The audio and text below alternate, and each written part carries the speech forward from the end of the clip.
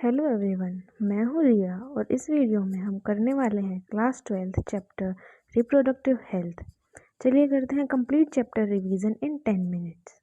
सबसे पहले इस चैप्टर में WHO ने ये बताया है कि कंप्लीट फिजिकल, इमोशनल, बिहेवियरल और सोशल वेलबींग को हम रिप्रोडक्टिवली हेल्दी इंडिविजुअल कह सकते हैं। आगे कहा है कि इंडिया वो पहली कंट्री थी जिसने 1951 में हेल्थ से रिलेटेड एक्शन प्लान्स इनिशिएट किए थे, जिसे फैमिली प्लानिंग कहा गया था, जो कि reproductive and child health care programme के अंडर था। इससे आगे पोस्ट नेटल केयर और ब्रेस्ट फीडिंग के बारे में बताया गया है। आगे बताया है कि एमनियोसेंटेसिस एक ऐसी टेक्निक है जिसमें डेवलपिंग फीटस से एमनियोटिक फ्लूइड लिया जाता है, फीटल सेल्स की एनालिसिस की जाती है। ये टेक्निक जेनेटिक डिसऑर्डर जैसे कि Down syndrome, haemophilia, sickle cell anaemia को डिटरमाइन करने के लिए यूज़ होती है। एमनियोसेंटेसिस प्रोसेस सेक्स डिटर्मिनेशन के लिए बैन की गई है due to increasing female foeticides. अगली हेडिंग है population stabilisation and birth control. इसमें बताया है कि वर्ल्ड पॉपुलेशन 1900 में 2 बिलियन थी, 200 में 6 बिलियन तक पहुंच गई और 2011 तक 7.2 बिलियन तक पहुंच गई। वहीं इंडिया की जो पॉपुलेशन है वो इंडिपेंडेंस तक 350 मिलियन थी, 2000 में 1 बिलियन हुई और 2011 तक 1.2 बिलियन से भी ज़्यादा पहुंच गई। इस रैपिड इंक्रीज का मेन कॉज था कि decline in maternal mortality rate, decline in infant mortality rate और increase in the number of people in reproducible as.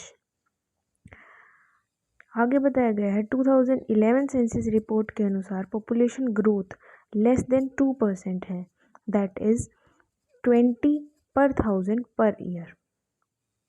इस रैपिड इंक्रीज को कंट्रोल करने के लिए गवर्नमेंट ने कई प्रोग्राम्स चलाए, कई स्लोगन्स भी दिए, जैसे कि हम दो हमारे दो, वन चाइल्ड नॉर्म, और मैरिजेबल जो एज थी उसे भी इंक्रीज कर दिया गया। फीमेल की मैरिजेबल एज को 18 ईयर्स कर दिया और मेल के लिए 21 ईयर्स कर दिया। आगे बताया गया है कि आइडल कॉन्ट्रासेप्टिव के क्या फीचर्स होने चाहिए। सबसे पहला, यूज़र फ्रेंडली होना चाहिए, इजीली अवेलेबल होना चाहिए, इफेक्टिव होना चाहिए, रिवर्सिबल होना चाहिए, लीस्ट साइड इफ़ेक्ट्स होने चाहिए and mainly do not interfere with sexual desire या फिर सेक्सुअल ड्राइव। आगे हम पढ़ते हैं कॉन्ट्रासेप्टिव मेथड। सबसे पहले पढ़ते हैं हम नेचुरल मेथड के बारे में। नेचुरल मेथड में फर्स्ट है पीरियोडिक एब्सटिनेंस। इसमें कपल्स अवॉइड कर सकते हैं कोइटस को मेंस्ट्रुअल साइकिल के 10 से 17th डे तक, जब तक ओव्यूलेशन के चांसेस बहुत हाई होते हैं। नेक्स्ट मेथड है विड्रॉवल या फिर कोइटस इंटरप्टस। इसमें मेल पार्टनर विड्रॉ करता है अपने पेनिस को from vagina before ejaculation. Next method है लैक्टेशनल एमनोरिया। इसमें पार्चुरेशन के बाद इंटेंस लैक्टेशन की वजह से मैक्सिमम 6 मंथ तक मेंस्ट्रुएशन एब्सेंट होती है। उस दौरान कॉन्ट्रासेप्शन के चांसेस हाई होते हैं। नेक्स्ट मेथड पे चलते हैं, वो है बैरियर मेथड। बैरियर मेथड में सबसे पहला है कॉन्डम्स। ये थिन रबर या फिर लेटिक शीट के बने होते हैं, जो कि पेनिस इन मेल या फिर वेजाइना और सर्विक्स इन फीमेल को कवर करने में यूज़ होते हैं। निरोध एक पॉपुलर ब्रांड है मेल कॉन्डम्स का और इनके बेनिफिट्स होते हैं कि एड्स या STIs से प्रोटेक्ट करते हैं, डिस्पोजेबल होते हैं, सेल्फ इंसर्टेड होते हैं और प्राइवेसी देते हैं यूज़र को।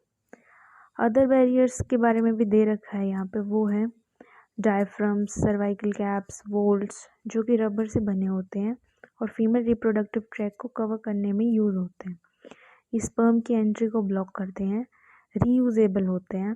इनके साथ स्पर्मिसाइडल क्रीम्स, जेलीज, फोम्स को यूज़ करने से कॉन्ट्रासेप्टिव एफिशिएंसी इंक्रीज होती है।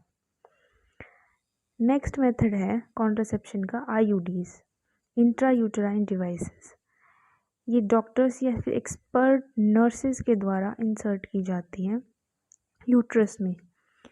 ये 3 टाइप की हो सकती हैं, नॉन मेडिकेटेड जैसे कि लिप्स लूप, कॉपर रिलीजिंग जैसे CUT, CU7, Multiload 375, hormone releasing जैसे कि प्रोजेस्टेरेट, LNG-20 and so on. IUDs के बेनिफिट्स हो सकते हैं। सबसे पहला है फेगोसाइटोसिस ऑफ स्पर्म को इंक्रीज करता है। दूसरा है जो कॉपर आयंस हैं वो सप्रेस करते हैं स्पर्म मोर्टेलिटी को और फर्टिलाइजिंग कैपेसिटी ऑफ स्पर्म को। हार्मोन रिलीजिंग आईयूडीज से यूट्रस अनसूटेबल हो जाता है इम्प्लांटेशन के लिए और सर्विक्स होस्टाइल हो जाता है स्पर्म के लिए। नेक्स्ट कॉन्ट्रासेप्शन का मेथड है वो है ओरल कॉन्ट्रासेप्शन। ओरल कॉन्ट्रासेप्शन है उसे प्रोजेस्टेरॉन की डोजेस से, प्रोजेस्टेरॉन एस्ट्रोजन कॉम्बिनेशन से भी यूज़ किया जा सकता है। कुछ टैबलेट्स ली जाती हैं जिन्हें पिल्स बोलते हैं। Pills are taken daily for a period of 21 days after a gap of 7 days during the menstruation. ये बहुत इफेक्टिव होती है with very less side effects. ये ओव्यूलेशन और इम्प्लांटेशन को इनहिबिट करती हैं और ऑल्टर करती हैं सर्विक्स के म्यूकस को और प्रिवेंट करती हैं एंट्री ऑफ स्पर्म को। पॉपुलर ओरल पिल का ब्रांड है सहीली, जो कि central drug research institute CDRI Lucknow के साइंटिस्ट द्वारा बनाई गई थी। ये वंस अ वीक पिल है और एक नॉन स्टेरॉइडल है। इसके बाद हम बात करते हैं इंजेक्शंस या फिर इम्प्लांट्स के बारे में। इम्प्लांट्स जैसे कि नॉर प्लांट्स ये भी कॉन्ट्रासेप्शन में यूज़ किए जाते हैं। प्रोजेस्ट्रोजन या प्रोजेस्टेरोन एस्ट्रोजन के कॉम्बिनेशन, ये सब आईयूडीज, ये सब इफेक्टिव होते हैं ओनली 72 आवर्स ऑफ कोइटस के अंदर। नेक्स्ट मेथड है स्टेरिलाइजेशन। मेल में वास्ट डिफरेंस को कट करके टाई किया जाता है टू अवॉइड स्पर्म ट्रांसफ़र और इसे वैसेक्टोमी कहते हैं। ऐसे ही फीमेल्स में फेलोपियन ट्यूब को कट करके टाई किया जाता है टू अवॉइड ओवम ट्रांसफ़र और इसे ट्यूबेक्टोमी कहते हैं। स्टेरिलाइजेशन पुअरली रिवर्सेबल मेथड होता है। कॉन्ट्रासेप्शन के कुछ इल इफेक्ट्स भी हैं जैसे कि nausea, abdominal pain, break through bleeding, irregular menstrual cycle या फिर ब्रेस्ट कैंसर्स। अगली हेडिंग है मेडिकल टर्मिनेशन ऑफ MTP या फिर इंड्यूस्ड एबॉर्शन। इंटेंशनल या फिर वॉलेंट्री टर्मिनेशन ऑफ प्रेगनेंसी को MTP कहते हैं। वर्ल्ड में 45 to 50 मिलियन MTPs हर साल होती हैं, जो कि 1/5 है टोटल कंसीव्ड की। Emotional, ethical, religious, social issues के बेसिस पे MTP लीगलाइज की गई है कई कंट्रीज़ में। गवर्नमेंट ऑफ इंडिया ने भी 1971 में कुछ स्ट्रिक्ट कंडीशंस के साथ MTP को लीगलाइज किया है। MTP फर्स्ट ट्राइमेस्टर तक ही सेफ है, उससे ज़्यादा रिस्कियर हो सकती है। आगे हम पढ़ते हैं STIs के बारे में, सेक्सुअली ट्रांसमिटेड इन्फेक्शन के बारे में। सेक्सुअली ट्रांसमिटेड डिजीज़ या फिर इन्फेक्शंस को VD भी बोलते हैं, वेनरेबल डिजीज़ या फिर रिप्रोडक्टिव ट्रैक इन्फेक्शन RTIs भी बोलते हैं। कुछ कॉमन STIs हैं gonorrhoea, syphilis, genital herpes, chlamydiasis, genital warts, trichomoniasis, hepatitis B, AIDS and so on. AIDS या HIV मोस्ट डेंजरस होता है। हेपेटाइटिस B, जेनिटल हर्पिस और HIV ये तीनों नॉन क्योरेबल होते हैं और बाकी सभी क्योरेबल हैं अगर वो अर्ली डिटेक्शन हो जाए तो। इनके कॉमन सिम्टम्स के बारे में बात करें तो कॉमन सिम्टम्स हैं फ्लूइड डिस्चार्ज या फिर swelling of the genital region, pelvic inflammatory disease PID, abortions, still births, ectopic pregnancy, infertility या even cancer of reproductive tracts. STIs common होते हैं 15 to 24 ईयर्स तक के एज ग्रुप में। STI को प्रिवेंट करने के लिए 3 मेजर्स हैं। सबसे पहला avoid sex with unknown partner, second है use condoms during coitus and तीसरा है इन case of any doubt one should go to the qualified doctor for early detection and get complete treatment if diagnosed with infection. Last heading है infertility. Infertile couple refers to those which are unable to produce children in spite of unprotected sex. इसके reason कई सारे हो सकते हैं, जैसे कि physical, कोजेनाइटल, disease, drug, immunological या फिजियोलॉजिकल, कई तरह के रीजंस हो सकते हैं। ऐसे कपल्स को असिस्ट करने के लिए कुछ स्पेशल टेक्निक्स हैं जिनसे वो चाइल्ड प्रोड्यूस कर सकते हैं और उन्हें कहते हैं ART, assisted reproductive technologies. In vitro fertilisation पहली टेक्निक है इसमें, जिसे टेस्ट ट्यूब बेबी फॉर्मेशन में बोलते हैं। इसमें वाइफ या डोनर से ओवम और हस्बैंड से स्पर्म कलेक्ट करके जाइगोट फॉर्मेशन की जाती है लेबोरेटरी में, और उसी जाइगोट या फिर अर्ली एम्ब्रियो को फीमेल बॉडी में ट्रांसफ़र किया जाता है।